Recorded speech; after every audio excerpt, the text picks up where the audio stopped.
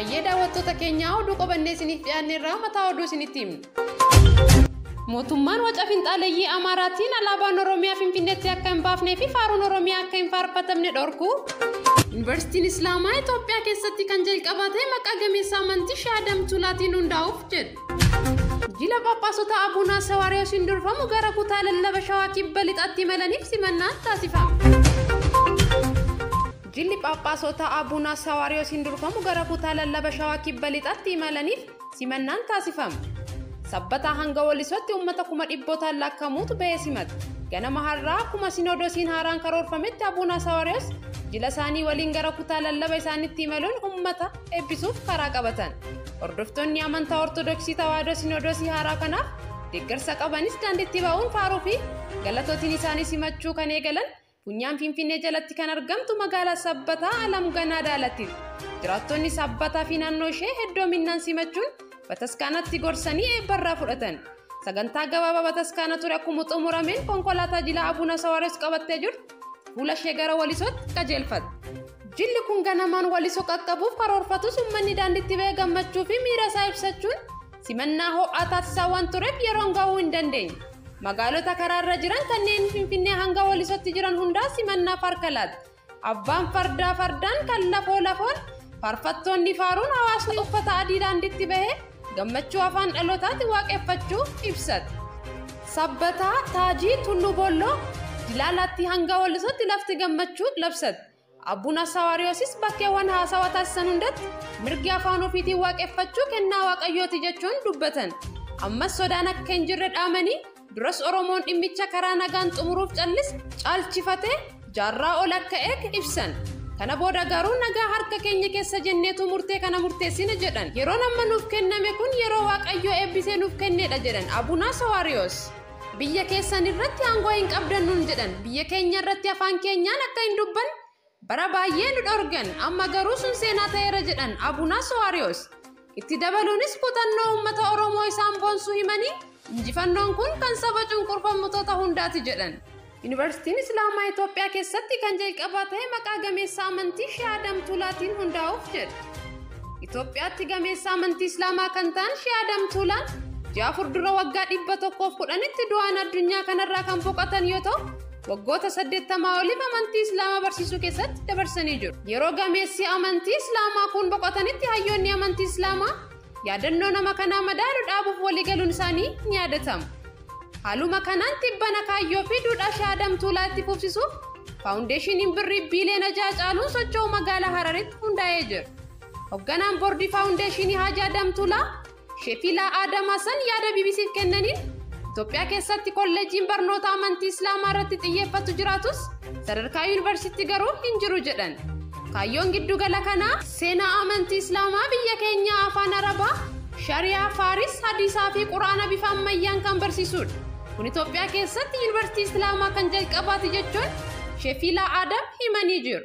Magaalaa Harar seenaa keessatti baha Afrikaatti magaalaa giddugala amantii Islaamaa jedhamuun beekamtu ta'uu wajjin wal qabatee qorannoowwan garaagaraa geggeessuuf giddugalli kun gahee olaanaa gumaacha jedhamee jira.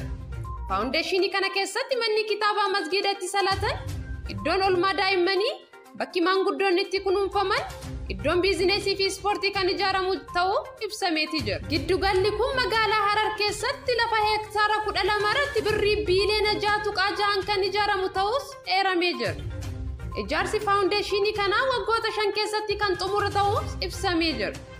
Sirna hundeeffama faawundeeshinii Shaadam Tuulaa kanarratti miseensa ulamaa Afrikaa kan ta'an itti gaafatamaan imaamaawwan Itoophiyaa Sheekh Amin Ibroo, pirezidaantii gumii waliigala dhimmoota Islaamummaa Itoophiyaa Sheekh Haaji Ibrahim Tufaa, itti gaafatamaa ulamaa'ota Itoophiyaa Dr. Jeelaan Kadir, pirezidaantii mootummaa naannoo Hararii Obbo Ordeen Badrii, dabalatee qondaalonni mootummaa naannolee beekamoo fi uummanni kuma hedduutti lakkaa'aman argamaniiti jiru. Alaabaa fi faaruun Oromiyaa waggoota darban manneen barnoota magaalaa Finfinnee keessatti mirmirfamaa fi faarfamaa turan guutumatti dhorkaman. Kaleessarraa jalqabee alaabaan Oromiyaa manneen barnootaa maratti hin baane faaruun Oromiyaas dhorkamee jira. Dura bu'oonni manneen barnootaa garaagaraa ajaja gubbaadhaa dhufeen dhorkamne jedhan.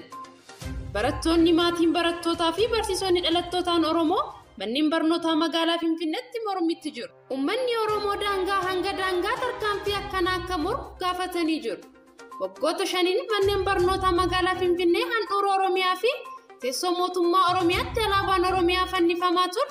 Faaruun Oromiyaas faarfamaa ture. Barattoonni waa'ee Oromiyaa miiraan faarfataa turan kunis tarkaanfii tokko jechuun ibsamaa ture. Takka turree finxaaleeyyii Amaaraa eenyummaa uummata Oromoof jibbaa qaban magaalattiitti hokkora kaasan. Faaruun Oromiyaas maaliif faarfatama? Alaabaan Oromiyaa maaliif faarfama? Eenyummaan Oromoo dhokfamuu qaba jechuun jeequmsa kaasan.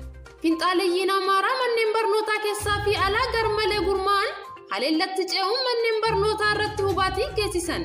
Barattootaa fi barsiisota dhalattootaan Oromoo hedduu miidhan. Hanga kun marti ta'utti callisee ilaalaa kan ture mootummaan waca finxaaleeyyii Amaaraatiin alaabaa fi faaruu Oromiyaa manneen barnootaa Finfinnee keessaa dhorkee jira. Kaleessa bara barnootaa bara 2015 simisteera lammaffaa irraa eegalee alaabaan Oromiyaa akka hin fannifamnee fi faaruun Oromiyaa akka hin faarfatamne dhorkamuu barsiisonni himan.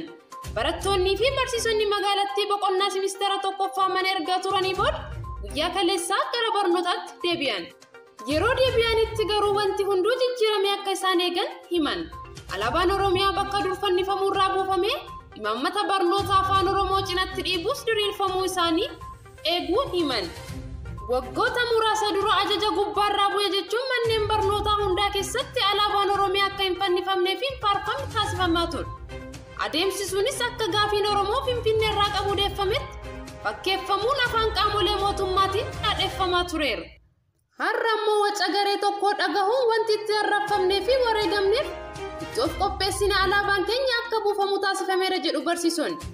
Ajaja olii dhufee dhaqabata jedhuun alaabaan Oromiyaa kaleessarraa eegalee manneen barnootaa hundaa keessaa kan buufame ta'uu fi yeroo ammaa kanatti faaruun alaabaa Addis Ababaa jedhuu fi Itoophiyaa jedhu akka faarfamu barii cufaa hojii gaggeessitoonni manneen barnoota magaalichaa waliin godhame irratti qofatti itti himamuu barsiisonni himaniiru. Adeemsi isaanii kun Finfinnee Oromiyaa irraa kutuun akka naannootti of dandeessuu fi kan adeemamaa jiru ta'uusaa shakkii guddaa qabnas jedhaniiru barsiisonni kunniin. Uummanni Oromoo aarsaa fi gatii Finfinneetti kafale salphisee ilaaluu irra hin jiru kan jedhan maddeen dhimmoota guddaa kana ajandaatiif banaa haguuggiin mul'isuuf yaalaa jiru jedhaniiru. Akka sabaatti dhimma kana falmachuun dirqama ta'uu himanii ajandaa kamiyyuu jiraate isa kanas hordofuun dirqama seenaati jedhaniiru. Hayyee daawwattoota keenya oduu guyyaa irraaf qabanne kanan gammaa ture miidiyaa keenya laayik, sheer, sabiskiraayib gochuun maatii keenya ta'uun dagatina.